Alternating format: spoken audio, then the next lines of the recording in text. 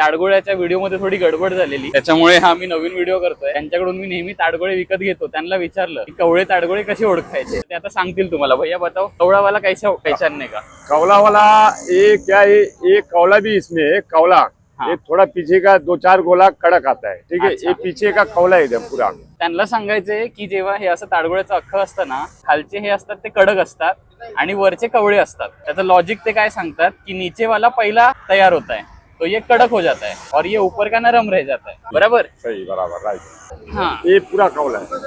ये जो dark colour है ये कड़क रहेगा ना? ये भी कौला, एकदम कौला है। ये भी कौला है पूरा। ये काटोगे?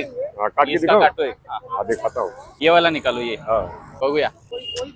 माझ्या अंदाजाप्रमाणे हे डार्क काळं आहे ना, निबार वाटतंय मला, कडक असेल. आता बघूया कवळं निघतंय का.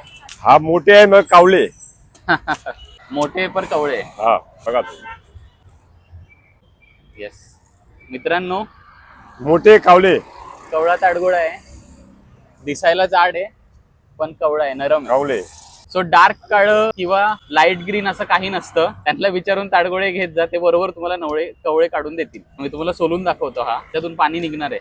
हा, पाणी आहे त्याच्यामध्ये. सो लाईट ग्रीन ताडगोळेच कवळे असतात असं काही नाहीये. माझं पण कन्फ्युजन दूर झालं. मी तुमच्यापर्यंत चुकीची माहिती पोहोचवली त्याच्याबद्दल सॉरी, पण हा करेक्टेड व्हिडिओ तुमच्यापर्यंत आता मी पोहोचवत आहे प्रॅक्टिकल रिसर्च केल्यानंतर.